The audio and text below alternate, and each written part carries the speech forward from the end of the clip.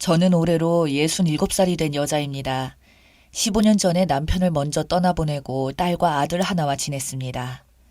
근데 큰딸도 결혼하자마자 외국에 나가 지내게 되어서 아들과 단둘이 지냈어요.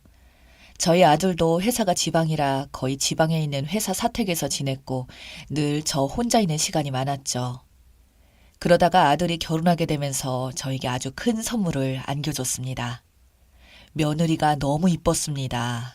처음에 저한테 인사하러 왔을 때도 방긋방긋 잘 웃으며 부침성이 얼마나 좋은지. 저도 딸 자식 키워봤지만 요즘에도 이런 아가씨가 있는지 정말 놀랐으니까요. 저희 딸은 올 때마다 시댁 불만을 말하고 툴툴거리는 게 참 많았었는데 그런 모습을 자주 봐서 그런지 이번에 예비 며느리를 만나면서 많이 조심스러웠거든요. 그런데 기우라는 표현이 딱 들어맞았어요.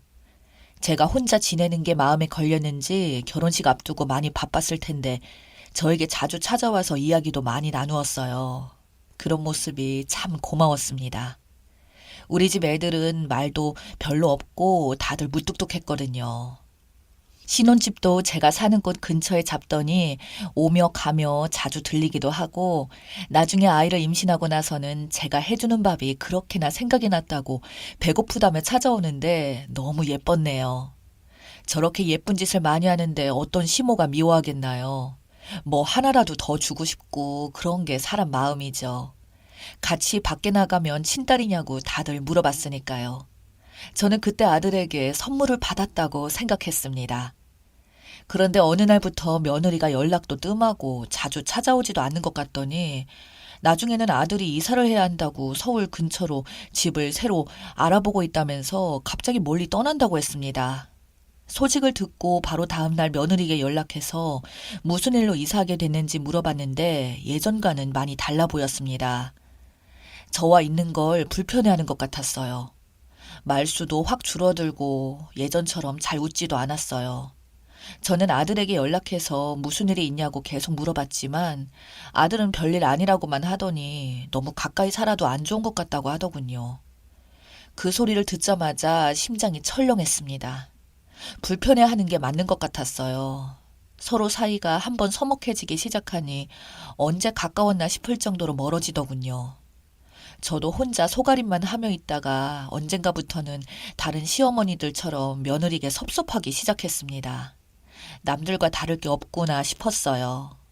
그렇게 저희 아들 내외는 이사를 가버렸고 처음엔 혼자 집에서만 지내다가 이렇게 사는 건 아닌 것 같아서 밖에도 자주 나가고 운동장에서 새로 친구도 만들면서 바쁘게 지내려고 노력했어요.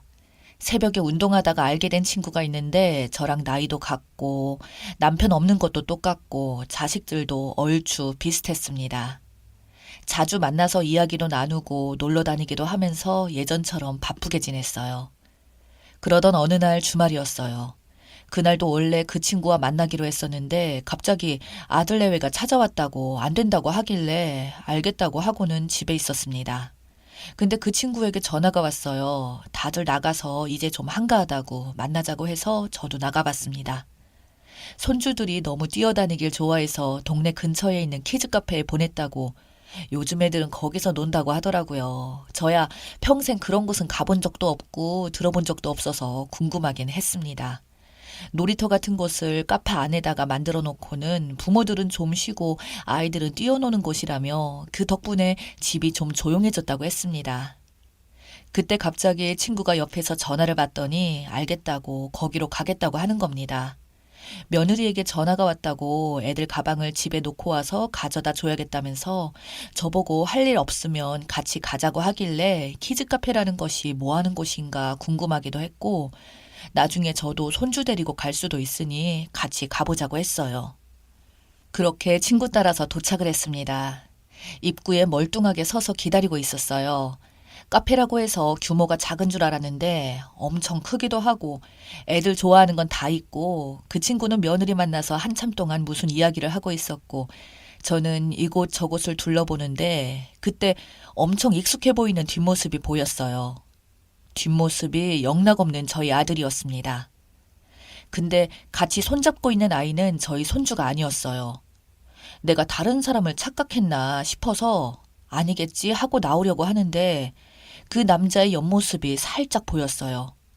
옆모습도 저희 아들이 맞았어요. 손으로 땀을 닦고 있는데 어떤 여자가 달려와서 제 아들 이마를 닦아주는 겁니다. 서로 마주보며 웃고 있더라고요. 곧바로 아들에게 달려가 물어보고 싶었지만 근처에 친구 아들 내외도 있던 상황이라서 정말 마지막 희망을 걸고 아들에게 전화를 걸어봤어요. 근데 땀을 닦고 있던 남자가 주머니에서 전화기를 꺼내받았습니다. 아들은 잠깐 마트에 나왔다고 주변이 시끄럽다고 하는데 전화기 너머로 들리는 소리는 아이들이 뛰노는 소리만 들려왔네요. 저는 더 이상 거기에 있을 수 없었어요. 건물 밖으로 서둘러 나왔습니다. 이게 무슨 일인가 싶었어요. 집에 돌아와 멍하니 거실에 앉아 있었어요. 내 아들이 저런다는 게 믿기 힘들었죠. 며느리에게 전화를 걸어보니 받지 않았고 문자를 보내봐도 답장이 없었어요. 혹시 며느리도 알고 있는 건가 걱정이 되었습니다. 다음날 저는 무작정 아들네 집으로 갔어요. 연락이 닿지 않으니 방법이 없어서요. 예전에 애들이 이사를 마치고 한 번 가본 이후로 몇 달 만에 처음 가보는 길이었고 그렇게 도착해서 현관문을 두드렸습니다. 얼마 뒤 현관문이 열리더니 다행히 며느리가 집에 있었습니다. 혹시 친정에 갔나 걱정했거든요. 며느리는 저를 보자마자 깜짝 놀라더니 어쩐 일로 온 거냐며 물어보는데 그 표정을 보니 아들 일은 모르는 것 같았어요.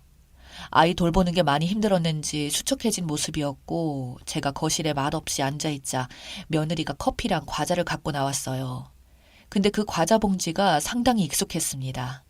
예전에 제가 맛있다고 했던 그 과자는 며느리랑 커피를 자주 마셨는데 그때 저에게 알려준 과자였거든요. 그걸 보니 예전 생각도 나고 아들 모습도 같이 떠오르면서 갑자기 저도 모르게 울컥하며 눈물이 나는데 며느리는 깜짝 놀라며 저에게 달려왔습니다. 계속 저보고 무슨 일이 있으신 거냐고 물어보는데 저는 한참을 망설이다가 그냥 예전이 그립다고 며느리가 많이 보고 싶었다고 말했습니다.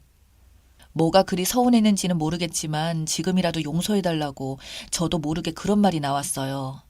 그러자 며느리가 펄쩍 뛰면서 어머님에게 서운한 일 전혀 없다고 어머님이 저에게 서운하시지 않느냐고 물어보더군요. 그래서 그건 또 무슨 소리냐고 물어봤어요. 그렇게 한참 동안 이야기하고 나서 알 수 있었네요. 입에 담기도 힘든 이야기지만 저희 아들이 저랑 며느리 사이에서 계속 이간질을 했던 것 같았어요. 저에게 와서는 며느리가 서운해한다고 말하고 며느리에게는 제가 서운해한다고 했더군요.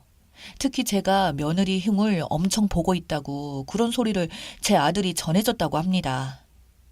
그것 때문에 며느리가 너무 충격을 받아서 하루아침에 서먹하게 돼버린 것 같고요. 정말 너무 기가 막혀서 할 말이 없었어요. 며느리는 자꾸 저보고 서운한 일이 있으면 직접 말씀해달라고 부탁하는데 무슨 말을 해야 할지 모르겠더군요. 아니라고 하면 제 아들이 이상한 사람이 될 것 같았으니까요. 아들이 중간에서 이간질하는 이유는 뻔했어요. 그때 본 동네의 여자랑 아내 몰래 만나려고 멀리 이사를 하려고 한 것 같았습니다. 그것 말고는 사이좋은 고부관계를 굳이 이간질할 이유가 없었으니까요. 그렇게 또 무거운 가슴을 안고 집에 와서 하루 종일 거실에 앉아 있었습니다. 생각하면 할수록 아들이 너무 괘씸했고 며느리가 불쌍했어요. 제가 중간에서 어찌해야 옳은 건지 너무 답답했습니다. 그리고 며칠 뒤 저희 아들에게 전화가 와선 저보고 뭐하러 며느리를 만나러 갔냐면서 그것 때문에 요즘 계속 짜증을 부린다고 다시는 며느리 만나지 말라고 하더군요. 이젠 그 말도 믿을 수 없었네요. 혼자 사는 어미를 이렇게 이간질까지 해서 떼어놔야 했는지 여자 하나 때문에 이런 기가 막힌 짓을 하고 있는 건지 너무 참담한 심정이었어요. 그래서 절대 용서하지 않기로 결심했습니다. 저는 그날부터 시간이 날 때마다 그때 갔던 키즈카페를 갔습니다. 얼굴은 똑똑히 기억하고 있었거든요. 그걸 어찌 잊겠나요. 근데 아무리 계속 들려봐도 만날 수 없었고 도무지 그 여자를 찾을 방법이 없었어요. 서로 같이 있는 모습을 봐야 제가 나서서 혼을 내든 머리채를 잡아 뜯든 할 텐데 막막했습니다.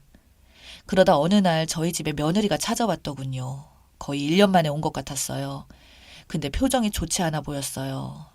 오자마자 제 아들 이야기를 꺼내길래 듣자마자 알 수 있었어요. 떨어져 사는 저에게도 걸렸는데 한 입을 덮고 사는 사람을 어찌 속이겠나요. 제가 저번에 며느리를 찾아가서 이야기했던 날, 그때 며느리도 이상하다고 느꼈다고 했어요. 왜 자꾸 시어머니를 만나러 가지 말라고 하는지. 그게 이상해서 저와 나눈 메시지를 몰래 보려고 하다가 그 여자 문자를 봤다면서 앞으로 어찌 지내면 좋겠냐고 제 앞에서 서럽게 울기 시작했습니다. 그 내연녀 사는 곳을 아느냐고 물어보니 며느리가 알고 있다고 하길래 곧바로 그 집으로 달려갔습니다. 역시나 저희 동네 근처에 살고 있더군요. 현관벨을 누르고 문이 열리자마자 한바탕 난리를 쳤습니다. 며느리는 뒤에 있으라고 했어요. 내가 혼자 한다고 나서지 말라고 했습니다. 머리털을 다 뽑을 작정으로 잡고 흔들고 나중에는 경찰까지 와서 말리더군요. 그렇게 경찰서도 태어나서 처음 가봤네요. 벌금이든 뭐든 내가 받겠다고 했습니다. 알고 보니 저희 아들이 만나는 그 여자가 예전부터 알던 동네 친구라고 하더군요. 그 여자 남편은 직장이 지방에 있었고 자기 친정집 근처로 이사를 오게 되면서 저희 아들을 오랜만에 만났다고 했습니다. 며느리는 옆에서 계속 울길래 그냥 마음 가는 대로 하라고 이혼을 해야겠으면 해도 된다고 했습니다. 내가 자식을 잘못 키워서 미안하다고 나중에 볼 일이 있을지 모르겠지만 다시 한번 미안하다고 하고 왔습니다. 근데 며칠 뒤 저희 며느리가 찾아와서는 이번 한 번만 넘어가기로 했다고 저희 아들이 각서를 써서 줬다고 했습니다. 그래서 그 각서를 한번 보자고 했어요. 뭐라고 썼는지 확인하고 싶었거든요. 법에 대해 전혀 모르는 제가 봐도 너무 허술해 보였습니다. 앞으로 다시는 바람 피우지 않겠다는 짧은 내용을 적어놓고 그 아래 지장 하나 찍어놨더군요. 저는 그걸 들고 근처 변호사를 찾아갔습니다. 변호사도 그러더군요. 법적 효력이 전혀 없다고. 아무 소용없는 종이라고 하길래 그럼 어디 써야 하냐고 물어봤습니다. 최대한 구체적이고 자세하게 써야 한다고 그래야 나중에 효력이 있다고 하더군요. 바로 다음 날 아들과 며느리를 데리고 변호사를 찾아가서 다시 각서를 썼습니다. 다음에 바람을 피우면 아주 알거지가 될 정도로 조건들을 다 적어놨어요. 그게 제가 며느리에게 해줄 수 있는 전부였습니다. 이번 일로 당분간은 바람을 안 피울지 몰라도 사람이 쉽게 바뀌지는 않으니까요. 더 이상 저희 아들을 믿을 수 없었습니다. 그리고 그 내연녀는 결국 이혼당했다고 하더군요. 아들도 위자료를 물어줬다고 하고요. 내연녀에게 위자료는 잘 받았다고 합니다. 그 집 부모들에게 이번에 다 이사를 가버렸고 반면에 아들 내외는 다시 저희 동네 근처로 이번에 이사 왔어요. 아마 저 때문에 며느리가 그렇게 결정한 것 같았네요. 저와 며느리는 예전처럼 자주 만나서 지냅니다. 며느리는 괜찮다며 제 앞에서 방긋방긋 웃는데 볼 때마다 너무 미안하고 예전 같지가 않네요. 앞으로 얼마나 더 같이 지낼지 모르겠지만 함께 있는 동안이라도 더 잘해주려고 합니다.